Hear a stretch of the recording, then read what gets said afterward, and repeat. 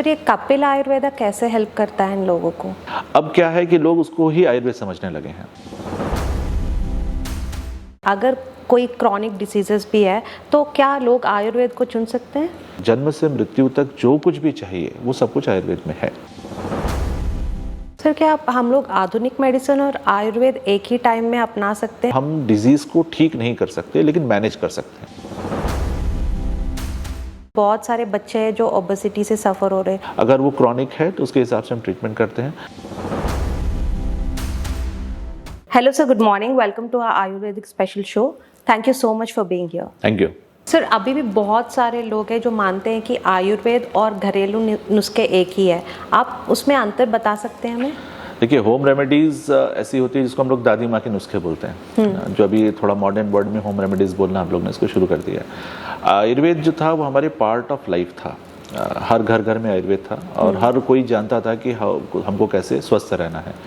और कभी छोटा मोटा प्रॉब्लम होता था तो दादी लोग क्या करते थे, किचन में जाके थोड़ा सा कुछ काढ़ा बना लिया, पाउडर बना लिया, कुछ भी बना के देते थे और उसे तुरंत ठीक हो जाता था। ठीक है, तो दैट वो होम रेमेडीज है। अब क्या है कि लोग उसको ही आयुर्वेद समझने लगे हैं। आयुर्वेद खाली वो नहीं है। ऐसे करके बहुत सारे मिसकंसेप्शंस आयुर्वेद के बारे में हैं। जैसे कुछ लोग सोचते हैं खाली पंचकर्म है, जैसे हम मसाज करा लिया तो वो आयुर्वेद हो गया। आयुर्वेदिक मसाज करके बहुत पॉपुलर होता है। इसी तरह कुछ लोग सोचते हैं कि आयुर्वेद बहुत स्लो है, धीरे धीरे काम करता है, बहुत टाइम लगता है। कुछ लोग बोलते हैं आयुर्वेद में बहुत पथ्य फॉलो करना पड़ता है, मतलब डाइट खाने पे बड़ा रिस्ट्रिक्शन रहता है। कुछ बोलते हैं बहुत स्लो है। कुछ लोग ऐसा बोलते हैं कि मेडिसिन खाने से लिवर और किडनी डैमेज हो जाएगा। ऐसे बहुत सारे लोग सोशल मीडिया पे प्रचार करते हैं। वैसे बहुत सारा मिसकंसेप्शंस है आयुर्वेद के बारे में। तो आयुर्वेद जो है वो, जैसे हम उसको वर्ड ही देखें तो ayur plus veda. So ayur means life and veda means science या शास्त्र। तो हम लाइफ के बारे में जो जानना चाहते हैं वो सभी इंफॉर्मेशन या सभी जो उसका नॉलेज है वो हमको आयुर्वेद में मिलता है। तो पैदा होने से लेकर मृत्यु तक, जन्म से मृत्यु तक जो कुछ भी चाहिए वो सब कुछ आयुर्वेद में है। तो कैसे हमको छोटे बचपन में रहना है, कैसे मतलब प्रेगनेंसी से लेके बच्चा पैदा होता है उसके बाद क्या करना चाहिए, उसके बाद प्रिवेंशन में क्या करना चाहिए, डिजीज़ होती है तो क्या करना चाहिए, ये सारा डिस्क्रिप्शन आयुर्वेद में है। और इसको हम लोग ने 8 ब्रांच में डिवाइड किया गया है। इसको बोलते हैं अष्टांग आयुर्वेदा। तो उसमें काय चिकित्सा है, बाल चिकित्सा है, गृह चिकित्सा है, शालाक्य है, सर्जरी है, रसायन है, रिजुविनेशन है। तो ऐसे बहुत सारे अलग अलग type of treatments are there. तो हमको ये समझना जरूरी है कि आयुर्वेद किसी एक पर्टिकुलर एक छोटी सी चीज़ पे रिस्ट्रिक्टेड नहीं है। एक कंप्लीट अंडरस्टैंडिंग ऑफ लाइफ है। उसमें बहुत सारा वाइड स्कोप है हेल्थ के लेकर। सो ये जो आम गलत फहमियाँ आपने बताया है कि इसमें बहुत सारा वक्त लगता है या उनको लगता है कि सिर्फ प्लांट बेस्ड है, ऐसा कुछ नहीं है। तो आप इन्हें कैसे एड्रेस करना चाहेंगे? अगर कोई क्रॉनिक डिसीजेस भी है तो क्या लोग आयुर्वेद को चुन सकते हैं? ये डिपेंड करता है कि डिजीज़ पे किस कंडीशन में डिजीज़ है। जैसे मैं हमेशा बोलता हूँ कि जो आयुर्वेद में प्रोग्नोसिस ऑफ डिजीज़ है वो 4 जगह पे डिवाइड होती है। हम लोग बोलते हैं साध्य असाध्य। जो क्योर हो सकती है मतलब ठीक हो सकती है, असाध्य मतलब जो ठीक नहीं हो सकती है। जो ठीक हो सकती है उसमें 2 कैटेगरी है। एक है जिसमें ईजिली ठीक हो जाती है, आराम से ठीक हो जाती है, मतलब किसी को प्रॉब्लम हुआ, मेडिसिन दिया, ठीक हो गया। दूसरे में ऐसा होता है कि ठीक होता है लेकिन थोड़ी सी मेहनत करनी पड़ती है, डिफिकल्टी होती है। जैसे सर्जरी हो सकती है, थेरेपीज हो सकती हैं, हो सकता है थोड़ा ज़्यादा टाइम लगे। तो इसको हम लोग बोलते हैं कि क्योरेबल है या फिर साध्य है। असाध्य में भी 2 कैटेगरी। एक कैटेगरी ऐसी है जहाँ पे हम डिजीज़ को ठीक नहीं कर सकते लेकिन मैनेज कर सकते हैं। तो सिम्टम्स वगैरह नहीं रहते हैं और व्यक्ति जो है आराम से ज़िंदगी जी सकता है, एज लॉन्ग एज वो जो भी एडवाइजेज है, मेडिसिन है, उसको फॉलो करे तो। और चौथी कैटेगरी है जो टोटली असाध्य है, टोटली इनक्योरेबल है। जैसे एंड स्टेज कैंसर्स होते हैं तो वो टोटली इनक्योरेबल है, तो उसमें कुछ नहीं हो सकता। ठीक, तो क्रॉनिक डिजीजेज में किसको हम क्रॉनिक बोलेंगे वो डिपेंड करता है, क्योंकि हम मॉडर्न डायग्नोसिस को आयुर्वेद में ट्रांसलेट नहीं कर सकते, है ना। तो हमारे हिसाब से हम क्या डायग्नोसिस कर रहे हैं और उसका क्या ट्रीटमेंट है। कई केसेस ऐसे होते हैं जहाँ पे शायद मॉडर्न मेडिसिन में क्रॉनिक है लेकिन हमारे लिए इजीली क्योरेबल है। जैसे गैस का इशू है, बड़ा इजीली क्योरेबल है। कॉन्स्टिपेशन के इश्यूज हैं, आयुर्वेद में बड़ी इजीली क्योरेबल है। एक पॉलिप का इशू है, नेजल पॉलिप है, जहाँ पे लोगों को पॉलिप बढ़ता है और कॉन्स्टेंटली छींकें आती हैं, साइनोसाइटिस होता है, तो वो इजीली क्योरेबल है। जहाँ पे सर्जरीज एडवाइस होती है हम लोग प्रिवेंट करके 100% ठीक कर सकते हैं। तो ये डिपेंड करता है कि कौन सी कंडीशन है और क्या है। और इसमें एक बड़ा इंपॉर्टेंट फैक्टर है जो है देश और काल का और प्रकृति का। सो वो व्यक्ति कहाँ रह रहा है, उसका जो सराउंडिंग है कैसा है, जो सीज़न है वो कैसा है, और व्यक्ति का प्रकृति मतलब कॉन्स्टिट्यूशन कैसा है। तो एक ही डिजीज़ अगर अलग अलग कॉन्स्टिट्यूशन में होती है तो उसका इम्पैक्ट अलग अलग होता है। जैसे अगर मान लीजिए कि किसी को एसिडिटी का प्रॉब्लम है, ठीक है, अब ये एसिडिटी अगर किसी पित्त वाले व्यक्ति में होगी, पित्त प्रकृति वाले में होगी, तो उसको ज़्यादा स्ट्रांग होगी। लेकिन यही एसिडिटी अगर किसी कफ प्रकृति वाले को होगी तो माइल्ड होगी, बहुत ज़्यादा नहीं होगी। ऐसा तो आयुर्वेद में बहुत सारे वेरिएबल्स हैं जिसको हम लोग चेक करते हैं और उसके बाद हम लोग डायग्नोसिस करके ट्रीटमेंट करते हैं। सर, क्या हम लोग आधुनिक मेडिसिन और आयुर्वेद एक ही टाइम में अपना सकते हैं? अगर कोई पेशेंट है, जैसे उनका कैंसर की बीमारी है और उनका ट्रीटमेंट चल रहा है, और हमको पता है कि जब कैंसर का ट्रीटमेंट हो रहा है तो बहुत सारे साइड इफ़ेक्ट्स होते हैं, जैसे बाल झड़ जाना या खा नहीं पाते और बहुत सारे होते हैं, तो अगर वो लोग आयुर्वेद में आएंगे तो उनको उसमें रिलीफ मिलता है? देखिए, मैं उस पर कमेंट करने से पहले एक बात ज़रूर बोलना चाहता हूँ कि दुनिया भर में अभी इंटीग्रेटिव मेडिसिन पे बड़ा काम हो रहा है। बहुत सारी यूनिवर्सिटीज़ में अभी लोग इंटीग्रेशन पे जोर दे रहे हैं कि जैसे ट्रेडिशनल चाइनीज़ मेडिसिन है, आयुर्वेद है, एक्यूपंचर, एक्यूप्रेशर है, नेचुरोपैथी, ऐसे करके बहुत सारी जो पैथीज़ हैं उसको हम लोग कैसे मॉडर्न मेडिसिन में इंटीग्रेट करके the best possible health care लोगों को हम दे सकें, इस पे बहुत काम हो रहा है। बहुत सारी मेडिकल यूनिवर्सिटीज़ जो है इस पे काम कर रही हैं। मेरे एक्सपीरियंस में, क्योंकि मैं एक ऐसी जगह पहले काम करता था जहाँ पे एक मॉडर्न हॉस्पिटल था और उसी में हम लोग आयुर्वेदा फुल फ्लेश सेंटर भी था, तो हम लोग एक ही साथ मैंने काम किया। कोविड टाइम में भी काफ़ी सारे आईसीयू केसेस में हम लोग ने आयुर्वेदा मेडिसिन खिलाई है, बिकॉज जो डॉक्टर्स वहाँ थे वो फ्रेंड्स थे, जो मॉडर्न जो इमरजेंसी में थे या फिजिशियंस थे, दे आर गुड फ्रेंड्स। तो जहाँ पर वो अटक जाते थे या फिर दैट इज़ द मैक्सिमम वो कर सकते हैं, उसके बाद मुझसे पूछते थे कुछ हो सकता है क्या, तुम्हारा कुछ आइडिया, हमने कहा करके देख सकते हैं। ऐसे करके हम लोग ने बहुत सारे केसेस में एक्सपेरिमेंट्स किया है। मेरा कहने का तात्पर्य यह है, जैसे कैंसर के बारे में पूछा, मेरा एक्सपीरियंस में जो लोग कीमोथेरेपी पे जाते हैं तो ज़्यादातर लोगों को एसिडिटी का, इन्फ्लामेशन का इशू होता है, जो पूरा जैसे मुंह में छाले पड़ जाते हैं, गले में हो जाता है, वो खाना नहीं खा सकते, वीक हो जाते हैं। तो जैसे जैसे वीक होते जाएंगे तो उनकी कीमो सहन करने की शक्ति कम होती जाती है। हाँ। हम लोग आयुर्वेद में क्या करते हैं, हम लोग उस चीज़ को कंट्रोल कर सकते हैं काफ़ी इफेक्टिवली। जब हम उसको कंट्रोल करते हैं तो इन्फ्लामेशन कम हो गया, जो व्यक्ति है वो खाना, नॉर्मल खाना, डाइट उसका शुरू हो गया, बॉडी में स्ट्रेंथ आ गया, तो जो सब्सिक्वेंट कीमोज है उसको लेने की उसकी स्ट्रेंथ जो है वो अच्छी हो जाती है। तो हम लोग क्या करते हैं कि मेडिसिन देते हैं और जब कीमो होता है उसके 3-4 दिन पहले और 3-4 दिन बाद तक मेडिसिन नहीं देते हैं ताकि उसका इफेक्ट रहे। उसके बाद वापस बेसिक मेडिसिन कंटिन्यू रखते हैं, डाइट चेंज करते हैं, और काफ़ी सारे लोगों को इससे बहुत बेनिफिट हुआ है। सो अगेन, अगर हम मॉडर्न साइंस की बात करें तो हमको उसके ऊपर शायद रिसर्च और करना पड़ेगा, लेकिन इन प्रैक्टिस काफ़ी लोगों को बहुत अच्छा रिजल्ट मिला है। तो पीपल कैन डेफिनेटली ये सब दोनों को मिला के अगर यूज़ करेंगे तो उनका डेफिनेटली इफेक्ट कम हो जाएगा। इसमें एक पॉइंट ज़रूर मैं कहना चाहूँगा कि जब भी आप करें, कभी भी अपने मन से कुछ पाउडर या कुछ मेडिसिन ना लें, हमेशा किसी प्रॉपर मतलब डिग्री वाले डॉक्टर्स के पास जाके कंसल्ट करके ही करें तो ज़्यादा बेटर है। क्योंकि सर जैसे आप बोल रहे हैं, अगर हम कहीं दुकान में गए या ऑर्गेनिक स्टोर में गए तो उधर कुछ लिखा रहता है कि आयुर्वेदिक है या ऑर्गेनिक है, लोग ऐसे ही उठा लेते हैं एंड उस पे ऊपर पढ़ते भी नहीं है एंड खुद एज्यूम कर लेते हैं कि ये कुछ साइड इफ़ेक्ट्स नहीं होंगे, बट फिलहाल आप बोल रहे हैं कि होंगे। तो इसलिए बहुत इंपॉर्टेंट है कि डॉक्टर को कंसल्ट करके ही यूज़ करें। जैसे ये एक मिसकंसेप्शन है सोसाइटी में कि हर्बल है या अगर उस पर आयुर्वेदिक लिखा है तो उस पर साइड इफेक्ट नहीं होगा।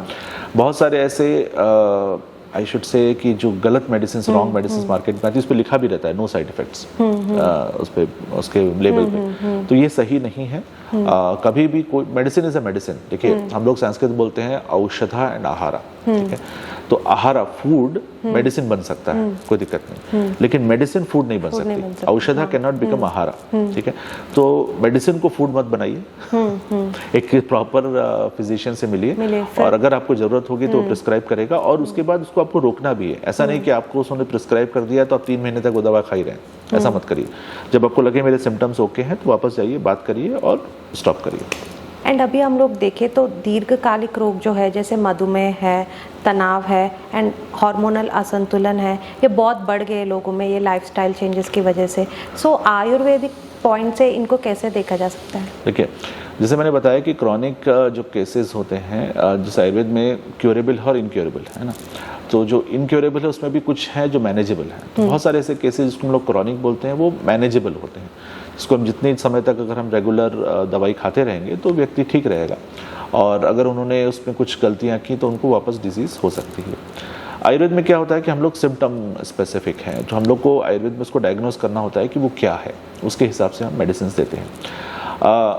क्रॉनिक हम किसको बोलेंगे ये डिपेंड करता है कि उसके क्या सिम्टम्स हैं, वैसे आयुर्वेद में वो क्रॉनिक है कि नहीं है वो सबसे बड़ा क्वेश्चन मार्क है। अगर वो क्रॉनिक है तो उसके हिसाब से हम ट्रीटमेंट करते हैं। जैसे मैंने बताया कि मैं हमेशा बोलता हूँ कि 3 चीज़ें हैं, आहारा, विहारा एंड औषधा, ठीक है। तो जब भी हम ट्रीटमेंट करते हैं चाहे वो एक्यूट हो या क्रॉनिक कंडीशन हो, हमेशा 3 कंपोनेंट है। आहारा मतलब फूड, तो फूड रिस्ट्रिक्शंस जरूरी है। विहारा मतलब एक्टिविटीज़, आपका जो लाइफस्टाइल है वो चेंज होना जरूरी है। और औषधा में 2 कंपोनेंट है, एक है मेडिसिन जो हम इंटरनली लेते हैं, और दूसरा है थेरेपीज़ जो हम एक्सटर्नली बाहर से करते हैं। तो ये सारे कंपोनेंट्स जब मिलते हैं, जब जहाँ जो ज़रूरत होती है वो हम करते हैं। एक पॉइंट मैंने हमेशा देखा है कि लोग थोड़ा सा बोलते हैं कि आयुर्वेद में क्या है ना कि बड़ा रिस्ट्रिक्शंस है खाने पे, उसके पास जाएंगे आयुर्वेद डॉक्टर के पास, वो बोलेगा ये मत खाओ, वो मत खाओ, वो मत खाओ, ऐसे थोड़ा चलता है। जैसे बहुत सारे पेशेंट्स आके हम लोग को बोलते हैं, तो हम लोग बट ऐसा असल में नहीं होता है। नहीं, ऐसा है जरूरी है। सो मैं लोगों को एग्जांपल देता हूँ कि मान लीजिए कि आपको डायबिटीज़ है, तो क्या आप चीनी खाएंगे? नहीं खाएंगे। अगर मान लीजिए आपको किडनी का इश्यूज है, क्या आप प्रोटीन खाएंगे? नहीं खाएंगे। तो जब आपको वायु का इशू है तो आप वायु को बढ़ाने वाली चीज़ क्यों खा रहे हैं? As simple as that. तो जो भी चीज़ हम लोग 3 में ही मानते हैं, वात पित्त कफ में, तो अगर कोई चीज़ वायु को बढ़ा रही है और आपको वायु का ही प्रॉब्लम है तो अब वो चीज़ को आपको बंद करना पड़ेगा ना, रिस्ट्रिक्ट करना पड़ेगा। सो जो चीज़ कॉज कर रही है तो उसको हमको पहले बंद करना है। तो आयुर्वेद में हम लोग बोलते हैं निदान परिवर्जनमेव चिकित्सा। सो निदान मतलब जो कॉज है और उसको हमको हटाना है। जब वो कॉज साइड में हो जाएगा तो ऑटोमेटिकली आपकी जो कंडीशन है वो बेटर होने लगेगी। फिर बाकी उसको खाली सपोर्ट चाहिए बेटर होने के लिए। तो कॉज कट करना जरूरी है। That make sense. अभी सर हम देखें तो स्वास्थ्य, उपचार और संतुलन, ये जो कॉन्सेप्ट है बहुत चल रहा है अभी मॉडर्न मेडिसिन में भी, तो आयुर्वेदिक व्यू पॉइंट से आप इसको कैसे एक्सप्लेन करेंगे? देखिए, ये जो वर्ड आपने यूज़ किया ना, इसमें पहले हम लोग ये बोलते थे कि भाई ट्रीटमेंट खाली जो है चिकित्सा होनी चाहिए और इट इज़ फाइन। फिर ये बात है कि नहीं चिकित्सा से काम नहीं चलेगा, प्रिवेंशन भी चाहिए, मतलब बचाव भी चाहिए। हाँ। फिर अभी नया वर्ड बहुत मार्केट में चल रहा है, वेलनेस। हर कोई वेलनेस के पीछे भाग रहा है। It's a very big industry now. और अब जो फर्दर कॉन्सेप्ट आ रहा है इट्स कॉल्ड एज लॉन्जिविटी, जब कैसे उसको लंबा जीना है, दीर्घकालिक जीना है। तो आयुर्वेद में जो हम लोग बुक्स पढ़ते हैं ना, तो पहला चैप्टर ही इसी से स्टार्ट होता है, बोलता है कि दीर्घ जीवितियम आयुष्कामियम, मतलब कैसे लंबी लाइफ रहनी चाहिए, कैसे डिज़ायर फॉर लॉन्ग लाइफ जो है, जो लंबी जीवन जीने का इच्छा है उसको हम लोग कैसे पूरी कर सकते हैं। तो लंबा जीवन कैसे आएगा? देखिए, जीवन और मृत्यु अगर हम लोग स्पिरिचुअली देखें या फिलोसफिकली देखें तो किसी के हाथ में नहीं है। मृत्यु तो हमारे हाथ में नहीं है, लेकिन उसको हेल्दी बनाया जा सकता है, वो हमारे हाथ में है। तो उसको हम हेल्दी कैसे बनाएंगे? तो आयुर्वेद में बहुत सारे कॉन्सेप्ट हैं जो हमको बताते हैं कि कैसे हमको हेल्दी रहना है। ठीक है, जैसे हम लोग बोलते हैं स्वस्थ से स्वास्थ्य रक्षणम, आतुर से विकार प्रशमन। स्वस्थ अगर कोई व्यक्ति है तो उसके स्वास्थ्य को हमको मेंटेन करना है, और अगर किसी कारण से उसको अगर डिजीज होती है तो उस डिजीज को हमको ट्रीट करना है। ठीक है, अब ये जो स्वस्थ है उसको हम कैसे प्रिवेंट करेंगे? जैसे दिनचर्या है, तो डे टू डे लाइफ जिसको हम लोग बोलते हैं रेजिम या जो चर्या है दिन की, वो क्या करनी चाहिए? जैसे मान लीजिए सुबह उठना चाहिए, तो आयुर्वेद बोलता है ब्रह्मे मुहूर्ते उत्तिष्ठे स्वस्थो रक्षार्थम आयुषा, मतलब ब्रह्म मुहूर्त में उठना चाहिए। किसको उठना चाहिए? जो स्वस्थ है।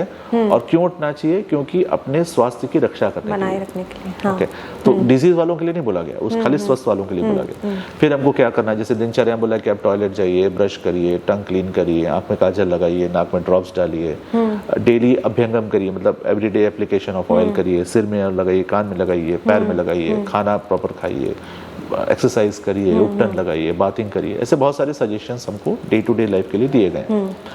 इसके अलावा ऋतुचर्या है, जैसे हर सीजन में हमको क्या करना है। तो जैसे ठंड है तो उसमें हमको अलग तरह का खाना है, अलग तरह का पहनावा है। अलग तरह की दिनचर्या है। इसी तरह गर्मी है तो चेंज हो जाता है, जैसे मान लीजिए ठंड में हम अच्छा स्पाइसी गर्म सूप पी सकते हैं, लेकिन गर्मी में नहीं पी सकते। गर्मी में हमको जूस चाहिए, जूस हम ठंड में नहीं पी सकते, है ना, ये तो नेचुरल है। तो इसी तरह बहुत सारे सजेशंस जो है सीजन वाइज हमको दिए गए हैं, जिसको हमको चेंज करना चाहिए। अगर हम ये सब चीज़ें फॉलो करते हैं तो हम हेल्दी रह सकते हैं। एक पॉइंट मैं जरूर बोलना चाहूँगा यहाँ पर कि एक बड़ा इंटरेस्टिंग कॉन्सेप्ट है जिसको बोलते हैं वेगान आधारित, मतलब हमको किसी भी तरह के अर्जेस जो हमको है वो हमको कंट्रोल नहीं करना चाहिए। जैसे मान लीजिए कोई व्यक्ति है, इसको टॉयलेट जाना है, तो उसको कंट्रोल करके नहीं बैठना चाहिए। ऐसा बहुत सारी केसेस में होता है जहाँ पे मीटिंग में बैठे हैं या फिर फीमेल्स के साथ बहुत कॉमन होता है कि अगर वॉशरूम नहीं मिल रहा है, क्लीन नहीं है, तो वो उनके लिए तकलीफ हो जाती है। तो ये जो हम लोग कंट्रोल करते हैं अपने किसी भी, जिसको हम लोग बोलते हैं ना सोसाइटी में इनएप्रोप्रिएट माना जाता है, अच्छा नहीं माना जाता कि आप कोई मीटिंग में आप यॉन कर रहे हैं या फिर आपको बर्पिंग आ रहा है या आपको छींक आ रही है, तो आपको कंट्रोल करना है। लेकिन वो आयुर्वेद में बोलते हैं इसको कंट्रोल नहीं करना चाहिए। अगर आप ये सब चीज़ों को कंट्रोल करते हैं तो आपको बहुत सारी डिजीजेस हो सकती हैं। तो ये सब कुछ एग्जाम्पल्स हैं जो आयुर्वेद में बताए गए हैं प्रिवेंशन ऑफ डिजीज़ के लिए या स्वास्थ्य को मेंटेन करने के लिए। एंड सर, अभी हम लोग देख रहे हैं कि बहुत सारे लोग पीड़ित हैं रूमेटॉइड आर्थराइटिस से। सो उनके लक्षण क्या है एंड आयुर्वेद में कैसे इसको ट्रीट किया जा सकता है? रूमेटॉइड आर्थराइटिस के बारे में एक चीज़ जानना जरूरी है कि ये एक ऑटो इम्यून कंडीशन है। ऑटो इम्यून मतलब जब हमारी बॉडी का डिफेंस मैकेनिज्म, जो हम बॉडी को रोगों से, रोग प्रतिरोधक क्षमता जिसको बोलते हैं, वो अगर प्रिवेंशन करने की जगह हमको परेशान करने लगे, हमको इफेक्ट करने लगे। जैसे आपके घर में कोई कुत्ता है और उसको बाहर वाले को काटना चाहिए, इंट्रूडर्स को, या जो आपके घर में घुस रहा है उसको काटना चाहिए, उसकी जगह वो आपको काटने लगे तो कैसा रहेगा। सो इसको, ये जो कॉन्सेप्ट है इसको हम लोग ऑटो इम्यून कंडीशंस बोलते हैं। तो ऑटो इम्यून बहुत सारी डिजीज हो सकती हैं, rheumatoid arthritis one of them है। इन मॉडर्न मेडिसिन में ऐसा बोला जाता है कि आपको फीवरिश होगा, स्वेलिंग होगा, इन्फ्लामेशन होगा, आपके ब्लड टेस्ट करेंगे तो आरए पॉजिटिव आएगा, सीआरपी ज़्यादा होगा, ESR बढ़ा हुआ होगा, तो और मॉर्निंग स्टिफनेस होगी। तो ये सारे कंडीशंस को लेके हम कंक्लूड करते हैं कि रूमेटॉइड आर्थराइटिस हो सकता है। आयुर्वेद में क्या करते हैं, इसको अलग अलग रिप्रेजेंटेशन हो सकता है। जैसे आमवात हो सकता है, संधिवात हो सकता है, वातरक्त हो सकता है, तो किसी भी फॉर्म में वो हमको मिल सकता है, जैसा जैसा रिप्रेजेंटेशन हो। लेकिन मोस्ट कॉमनली हमको आमवात ही मिलता है। आमवात में एक बड़ा इंटरेस्टिंग सा लाइनर है जिसमें हम लोग ये बोलते हैं कि किसी भी व्यक्ति को अगर बहुत बॉडी में पेन है, खाने के प्रति एवर्जन है, खाना नहीं खाने की इच्छा एकदम नहीं हो रही है, बहुत ज़्यादा प्यास लग रही है, बॉडी बहुत हैवी लग रही है, फीवर जैसी फीलिंग हो रही है, फीवर नहीं है लेकिन या तो फीवर हो भी सकता है, ऐसा लग रहा है कि फीवर है, बॉडी में जो भी हम खाना खा रहे हैं वो डाइजेस्ट नहीं हो रहा है ना, तो ये सारी कंडीशंस जब मिलती है तो हम बोलते हैं कि ये आमवात का लक्षण है। ठीक है, अब हम इसको रूमेटॉइड आर्थराइटिस को आमवात बोल भी सकते हैं टू सम एक्सटेंट, लेकिन कभी कभी हमको आयुर्वेद में दूसरे भी जो आरए पॉजिटिव केसेस होते हैं, रूमेटॉइड आर्थराइटिस के केसेस होते हैं, उसमें हमको अदर रिप्रेजेंटेशंस भी मिलते हैं, जैसे वातरक्त है या संधिवात है, वो भी मिलता है। तो हम लोग अपने हिसाब से डायग्नोस करके फिर ट्रीटमेंट करते हैं। सर, ये कपिल आयुर्वेद कैसे हेल्प करता है इन लोगों को? कपिल आयुर्वेद में हम लोग ट्रेडिशनल सिस्टम को फॉलो करते हैं। जैसे मैंने बोला कि हम लोग, ऐसा नहीं है कि आपने रूमेटॉइड आर्थराइटिस बोला और हमने उसका ट्रीटमेंट चालू कर दिया, ऐसा नहीं। तो रूमेटॉइड आर्थराइटिस को हमको, वो आपने डायग्नोसिस किया, दैट इज फाइन, लेकिन हम उसको अपने हिसाब से भी डायग्नोस करते हैं कि आमवात है, वातरक्त है, संधिवात है, या कुछ और रिप्रेजेंटेशन है, आपको क्या सिम्टम्स हैं, है ना। जैसे यूजुअली जो ट्रीटमेंट चालू हो, जैसे मान लीजिए आमवात है तो उसका ट्रीटमेंट यूजुअली चालू होता है खाने पीने को, करेक्शन को लेके, मेडिसिन से और कुछ थेरेपी से। एक पॉइंट मैं जरूर बोलना चाहता हूँ कि कभी भी लोगों को दर्द होता है, मान लीजिए वो घुटने में दर्द है, तो पहली चीज व्यक्ति क्या करता है कि हम तुरंत कुछ तेल लगाते हैं। किसी ने अगर सजेस्ट कर दिया कि भाई हमको घुटने में दर्द था, मैंने तेल लगाया, तो आप भी लगाओ, आपको भी ठीक हो जाएगा। और बहुत सारे एड्स भी आजकल आ रहे हैं, ऐसे तेल है जो ये पेन कम कर दिया है ऐसे। तो आमवात में अगर आपको सीवियर है, सीवियर आमवात है, तो उसमें अगर आप तेल लगाएंगे तो आपका पेन बढ़ जाएगा, कम नहीं होगा।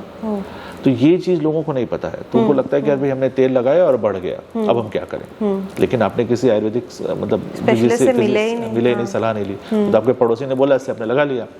तो वहाँ पे हमको ऑयल नहीं लगाना होता है, हम लोग कुछ स्पेसिफिक थेरेपीज करते हैं। जब आपका आम जो इंडाइजेस्टेड मटेरियल पूरी तरह डाइजेस्ट हो जाता है, चैनल्स क्लीन हो जाते हैं, उसके बाद हम लोग उसमें नरिशमेंट देते हैं, तब धीरे धीरे करके ऑयल को इंट्रोड्यूस किया जाता है। तो यूजुअली इस तरह के ट्रीटमेंट में करीब करीब डिपेंड करता है, अगर बहुत सीवियर कंडीशन है तो करीब करीब 1 साल भी लग सकता है। तो पेशेंट को बड़ा पेशेंस होना चाहिए, काफ़ी धैर्य होना चाहिए मेडिसिन करने के लिए, ट्रीटमेंट करने के लिए। आमवात में एक चीज़ बहुत इंपॉर्टेंट है, ये है आपका स्टमक। अगर आपका पेट डिस्टर्ब होगा, आपको इंडाइजेशन होगा, एसिडिटी होगा, कॉन्स्टिपेशन होगा तो पेन बढ़ जाएगा। दूसरा माइंड है, अगर काफ़ी आप स्ट्रेसफुल हैं, एंग्जाइटी ज़्यादा है तो भी आपका पेन बढ़ जाएगा। तो अगर माइंड को आप कंट्रोल रख सकते हैं और मेटाबॉलिज्म अच्छा रखेंगे, इंडाइजेशन नहीं हो रहा है, कॉन्स्टिपेशन नहीं हो रहा है, तो मोस्ट ऑफ द टाइम्स आप अपने आप को मैनेज कर सकते हैं। सर ऐसे कोई सक्सेस स्टोरी है जो कोई पेशेंट आया था कपिल आयुर्वेदा में और वो बिल्कुल चल भी नहीं पा रहे थे, अभी ठीक हो गए, ऐसे कोई स्टोरी है सर? मेरा एक एक्सपीरियंस है पहले का थोड़ा कुछ सालों पहले का, जहाँ पे एक केस था जहाँ पे एक व्यक्ति आया था, मतलब मेरे एक मित्र हैं, उन्होंने रेफर किया था। तो वो व्हीलचेयर पे आए थे एंड उनको आयुर्वेद ही करना था। चल नहीं पा रहे? हाँ, चल नहीं पा रहे थे, व्हीलचेयर पे आए थे और डायग्नोज था RA पॉजिटिव था, CRP हाई था। तो मैंने कहा कि ये तो आम बात ही, टिपिकल आम बात का केस है, तो उसमें थोड़ा सा टाइम लगेगा और आपको पेशेंस है तो बताओ, फिर अपन स्टार्ट करते हैं। बोले कि नहीं हम लोग करेंगे। तो उनका हम लोग ने कुछ थेरेपीज वगैरह किया, थोड़ा मेडिसिन दिया, फिर वापस भेजा। 2 महीने बाद करीब उनका नॉर्मली वो करीब चलने लगे थे। ठीक है, हाँ। ठीक तो नहीं हुए थे, चल रहे थे। तो इंस्टेड ऑफ व्हील चेयर वो वॉक कर रहे थे, वॉक करके आए थे मेरे पास। बेटर, पेन वगैरह बेटर था, स्टिफनेस कम हो गया था, मॉर्निंग स्टिफनेस कम हो गया था। फिर धीरे धीरे ट्रीटमेंट कंटिन्यू हुआ, करीब 8 महीने 9 महीने बाद ही ऑलमोस्ट जो है वो नॉर्मल हो गए थे। अपने घर में सीढ़ियाँ चढ़ते उतरते थे, जा रहे थे, लेकिन हल्का पेन स्टिफनेस रहता था। तो उस पर वो तेल, ऑयल मैंने एक पर्टिकुलर दिया था उस कंडीशन में, तो वो लगाते थे, ही वाज फाइन। फिर करीब 1.5 साल तक उन्होंने ऐसे खाने वाने पर कंटिन्यू किया। अभी क्या है कि वो कम्प्लीटली नॉर्मल है, कोई सिम्टम नहीं है, कोई स्टिफनेस नहीं है, कोई पेन नहीं है, कोई भी दवाई नहीं खा रहे हैं, लेकिन खाने को मेंटेन करके रखा है। तो वो कभी उन्होंने अब्यूज नहीं किया कि चलो मैं भी ठीक हो गया तो मैं I will go back to the normal, ऐसा उन्होंने नहीं किया है। और वो उस खाने को मेंटेन कर रहे हैं और ही इज कम्प्लीटली फाइन। तो इम्पॉर्टेंट पॉइंट यहाँ पर ये है कि डेडिकेशन ऑफ अ पेशेंट, कि उसको इतना पेशेंस था और उसको डेडिकेशन था और कि उन्होंने कंट्रोल किया सब। हाँ, जितना बोला गया वो सब उन्होंने किया है। हाँ। तो उन्होंने थोड़ा पेशेंस भी रखा and he is completely out of the condition. मैं ये नहीं कहता क्योर हो गई, लेकिन वो 100% नॉर्मल है, एकदम नॉर्मल जिंदगी जी रहा है। तो ऐसे केसेस कुछ हैं हमारे, हम लोग के प्रैक्टिस में, जहाँ पर डॉक्टर से ज़्यादा पेशेंट का कॉन्ट्रीब्यूशन है। सर अभी हम लोग देखें तो ये आधुनिक जीवन शैली जो है वो बहुत प्रभावित कर रहा है सबके स्वास्थ्य को। सो आप आयुर्वेद के नज़र से कैसे देखेंगे इसको? जैसे हम लोग देख रहे हैं तो बहुत सारे औरतों को PCOS हो रहा है और बहुत सारे बच्चे हैं जो ओबेसिटी से सफ़र हो रहे हैं। सो ये सब किस नज़रिए से देख रहे हैं?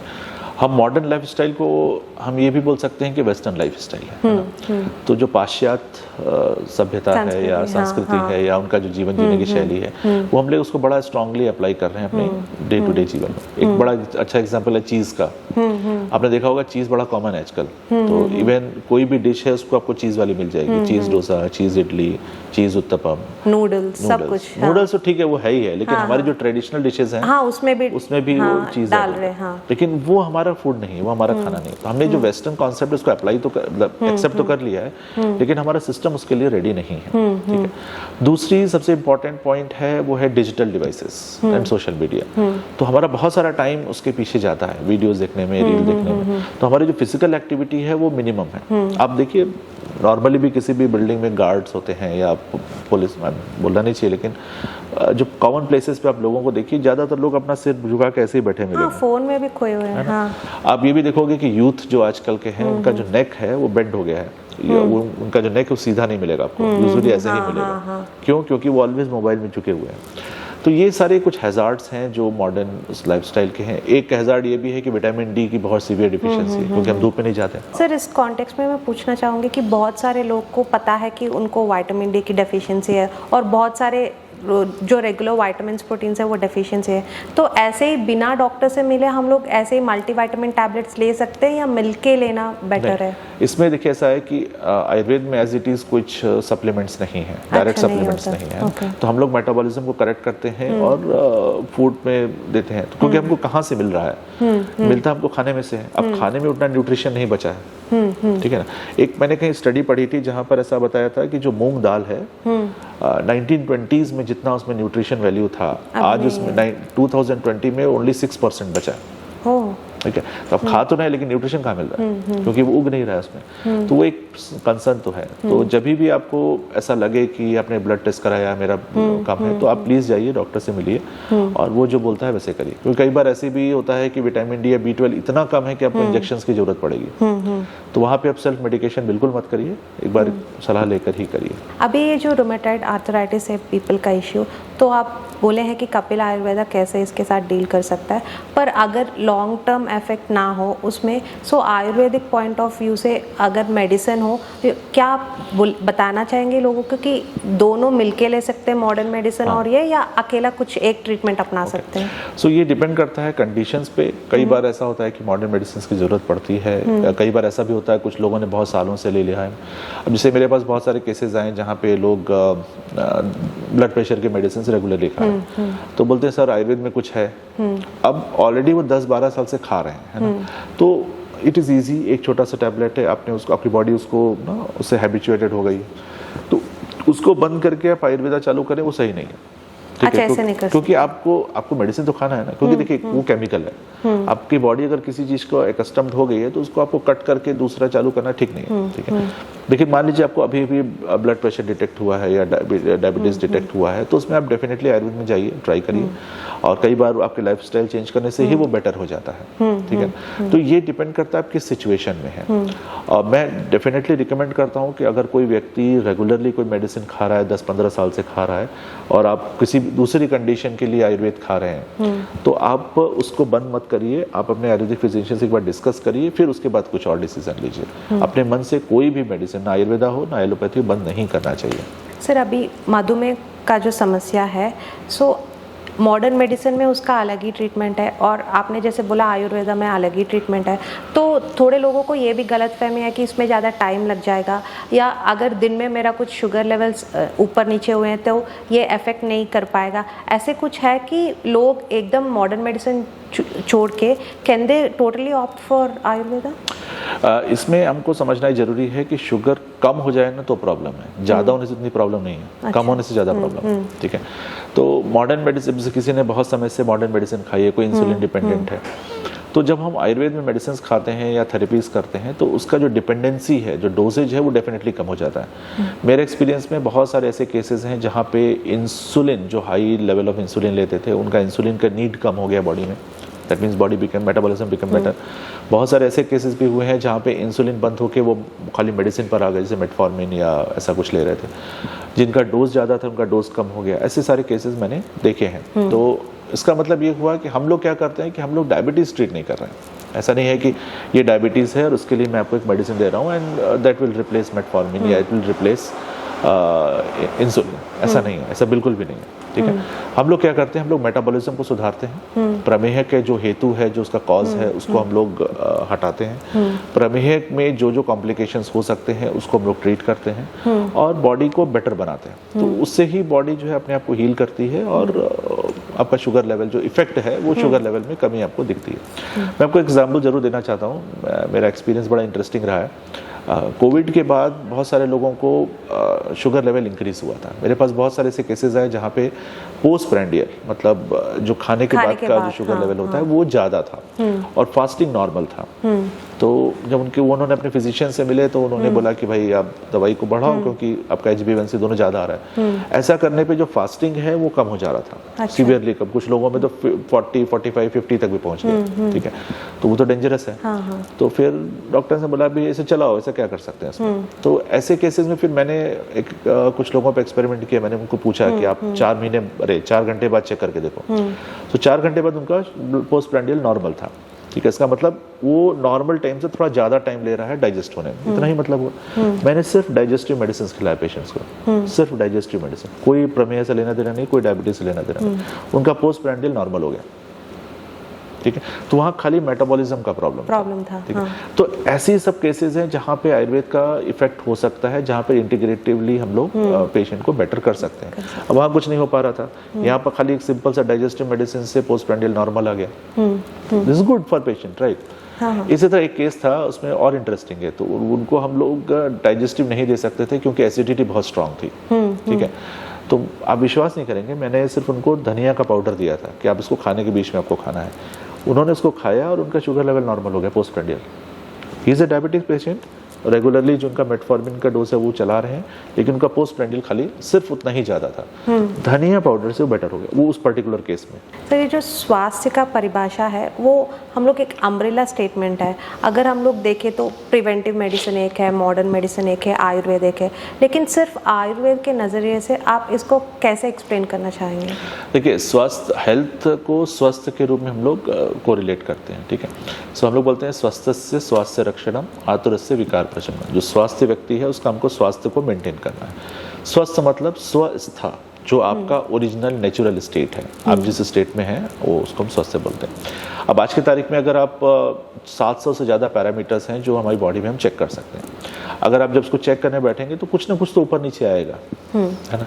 Even that is perfect also. अगर वो सारा परफेक्ट भी है तो भी हमको कुछ ना कुछ डिजीजेस ऊपर नीचे, आपको लगेगा हम कंफर्टेबल नहीं है, डिजीज तबियत ठीक नहीं है, ऐसा कुछ ना कुछ लगता है। सो आयुर्वेद में हम लोग क्या बोलते हैं कि समदोषा, जब आपके वात पित्त कफा जो है बैलेंस में है, समाग्नि जो आपका मेटाबॉलिज्म है, डाइजेशन है वो परफेक्ट है, समधातु सारे टिश्यूज जो है वो नॉर्मल मतलब बैलेंस स्टेट में है, एंड मलक क्रिया जो फीसेस है, यूरिन है, स्वेटिंग है वो प्रॉपर हो रहा है, ठीक है।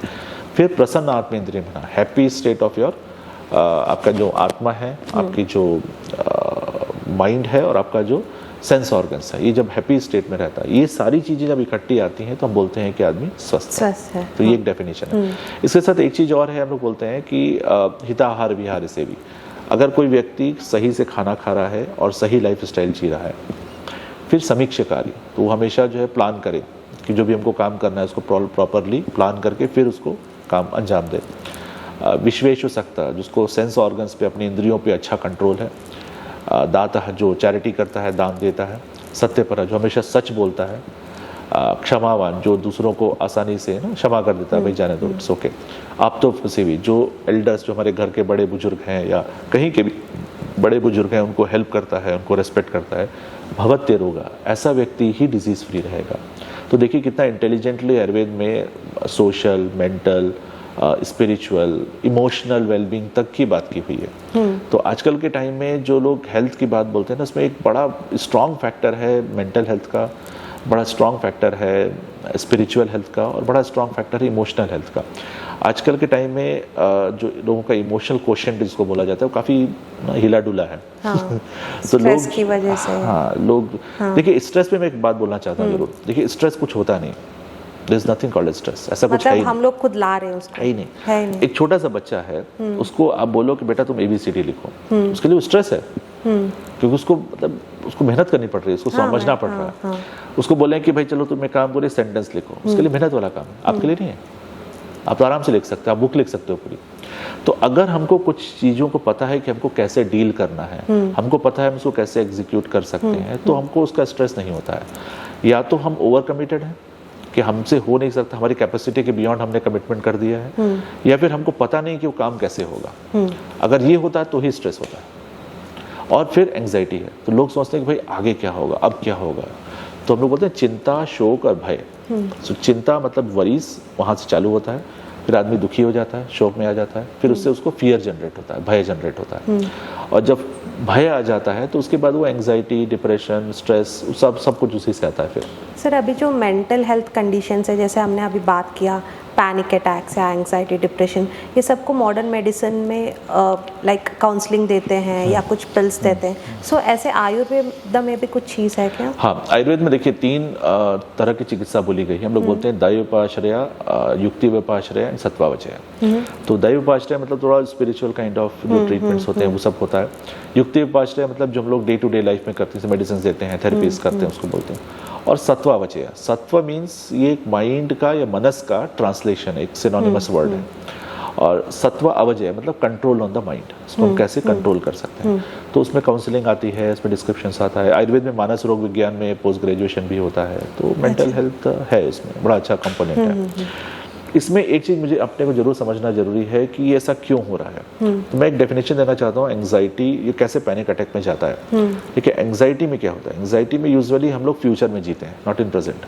आगे क्या होगा, अब क्या होगा, कैसे होगा, चिंता करना, तो वो कॉन्स्टेंटली दिमाग में चल जाता है। तो माइंड इतना काम करता है कि माइंड थक जाता है, बिकम्स टायर्ड। ठीक है, तो वो एक तरह से डिप्रेसिव स्टेट हो जाती है। डिप्रेशन नहीं है लेकिन डिप्रेसिव स्टेट जैसा हो जाता है, मन नहीं लगेगा काम करने पर, नहीं करना है।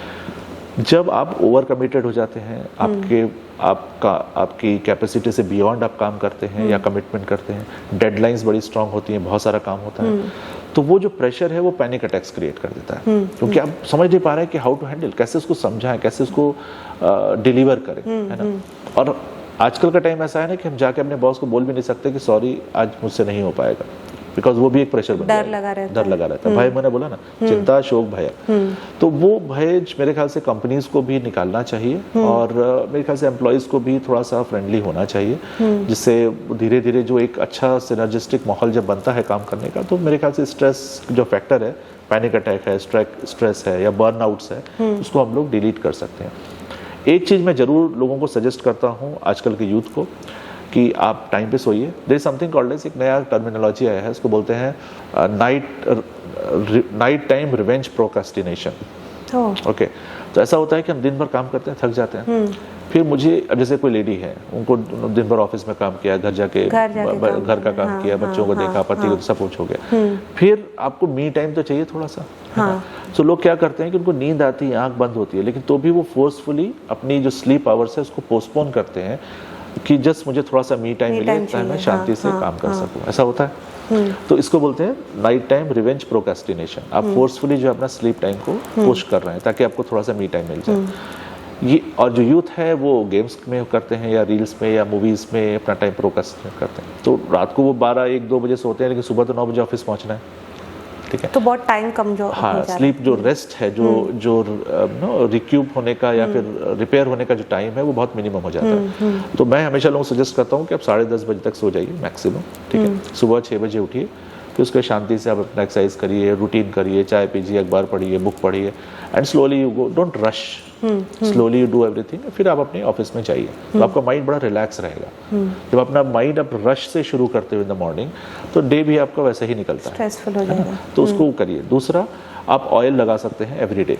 आयुर्वेद में ऐसा बोला, साउथ इंडिया में बड़ा इंटरेस्टिंग कॉन्सेप्ट है, तमिलनाडु में तो है, कि जो मेल्स हैं उनको एवरी वेडनेसडे एंड सैटरडे, और फीमेल्स को ट्यूसडे एंड फ्राइडे लोग जो है ऑयल बात करते हैं, अच्छा। ऑयल लगा के नहाते हैं। तो ये एक ऐसी चीज़ है जो आप रेगुलर कर सकते हैं डे टू डे लाइफ में, और उससे आपकी बॉडी जो है काफ़ी कोप अप कर लेगी बहुत सारी चीज़ों से। अगर in case if you are, मतलब पॉसिबल नहीं होता है ड्यू टू बिजी शेड्यूल, तो आप कितना कम से कम करिए कि सिर में, कान में और पैर में, अच्छा, इतने में आप रेगुलर ऑयल लगाइए। इससे आपकी बहुत सारी समस्याएं, स्ट्रेस, स्टिफनेस वगैरह काफ़ी कम हो जाएगा। Thank you sir.